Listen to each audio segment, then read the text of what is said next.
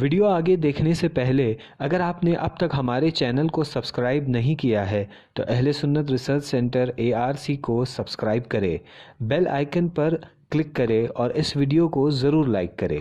باوضو ہو کر کسی بھی پاک جگہ پر کعبہ شریف یعنی قبلے کی طرف رخ کر کے کھڑی ہو جائے۔ ہاتھوں کے پنجوں اور پیروں کے پنجوں کو کھلا رکھے، چہرے پر نقاب نہ لگائے، دونوں پیروں کے درمیان 4 انگلیوں کا فاصلہ رکھے، قدموں کو سیدھا قبلے کی طرف رکھے، نظر سجدہ گاہ کی طرف رکھے۔ اب زبان سے دل کی نیت کو دہرائے اور اس طرح نیت کرے، مثلا نیت کے الفاظ: نیت کی میں نے 2 رکعت فرض نماز فجر کی واسطے اللہ تعالیٰ کے، رخ میرا کعبہ شریف کی طرف۔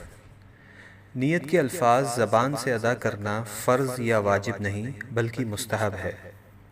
اب اللہ اکبر کہتے ہوئے نماز شروع کرے، دونوں ہاتھوں کو اس طرح کاندھوں تک اٹھائے کہ ہتھیلیوں کا رخ قبلے کی طرف ہو اور چادر سے باہر نہ نکالے۔ ہاتھوں کی انگلیاں نہ ملی ہوئی ہو اور نہ زیادہ کھلی ہوئی بلکہ اپنی حالت پر یعنی نارمل رکھے۔ ہاتھوں کو کانوں تک نہ اٹھائے۔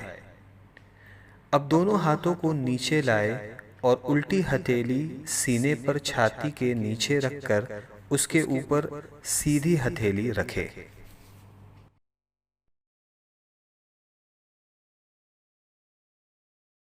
اب ثنا پڑھے۔ ثنا پڑھنا سنت ہے۔ ثنا کے بعد تعوذ اور تسمیہ یعنی اعوذ باللہ من الشیطان الرجیم بسم اللہ الرحمن الرحیم پڑھے۔ اس کے بعد سورہ فاتحہ پڑھے اور قرآن کی کوئی بھی چھوٹی سورہ یا 3 چھوٹی آیات یا 1 بڑی آیت پڑھے۔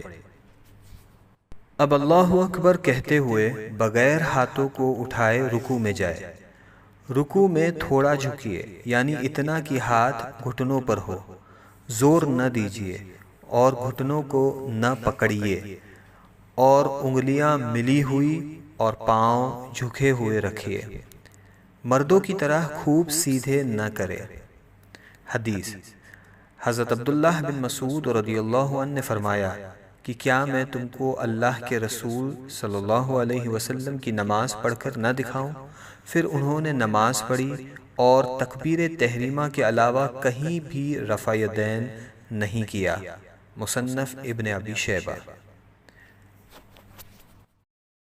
اب کم سے کم 3 مرتبہ یہ تسبیح پڑھے: سبحان ربی العظیم، سبحان ربی العظیم، سبحان ربی العظیم۔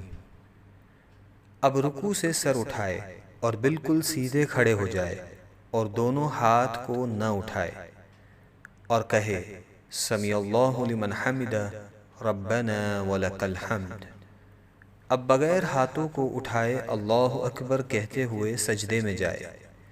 سجدے میں جاتے وقت پہلے گھٹنوں کو زمین پر رکھے پھر ہاتھوں کو رکھے۔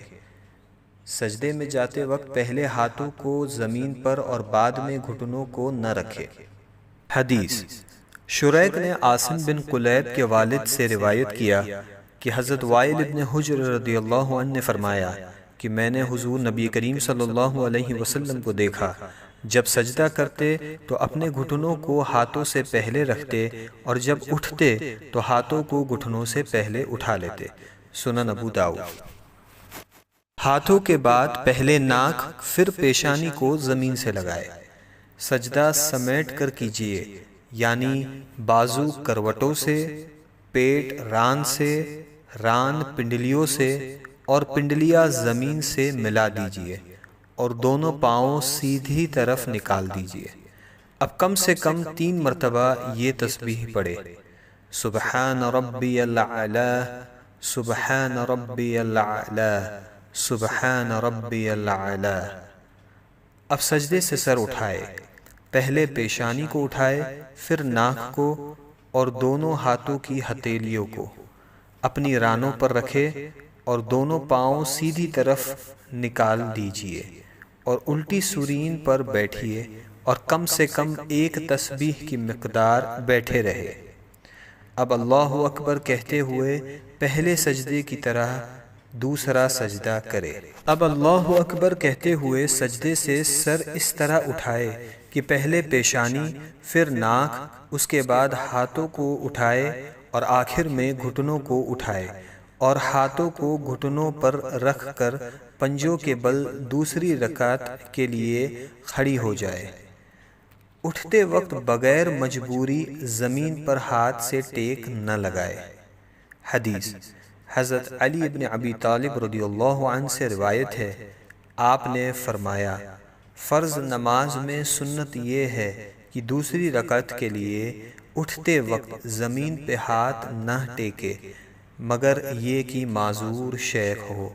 مصنف ابن ابی شیبہ۔ اب دوسری رکعت کے لیے کھڑے ہو جائے اور ویسے ہی پڑھے جیسے پہلی رکعت پڑھی تھی۔ دوسری رکعت میں ثنا نہ پڑھے۔ اب دوسری رکعت مکمل کرے جیسے پہلی رکعت ادا کی تھی، اور دونوں سجدوں کے بعد اس طرح بیٹھ جائے کہ دونوں پاؤں سیدھی طرف نکالے اور الٹی سورین پر بیٹھے۔ دوسری رکعت میں بیٹھنے کو قعدہ کہتے ہیں۔ جب قعدہ میں بیٹھے تو دونوں ہاتھوں کے پنجوں کو ران پر رکھے۔ اب پوری التحیات پڑھے، اور جب اشہد ان لا الہ کہے تو اپنی انگلیوں سے مٹھی بنا لے اور کلمے کی انگلی سے اس طرح اشارہ کرے، اور جب الا اللہ پر پہنچے تو کلمے کی انگلی کو گرا دے اور پنجے کو کھول دے، اور جیسے ہاتھوں کی پہلی حالت تھی اسی حالت میں رکھے، یعنی ہتھیلی کو ران پر کھول کر رکھ دے، اور وَأَشْهَدُ أَنَّ مُحَمَّدًا عَبْدُهُ وَرَسُولُهُ پڑھے۔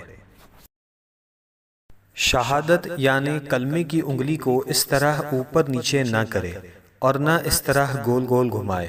انگلی کو حرکت دینا یا ہلاتے رہنا سنت نہیں۔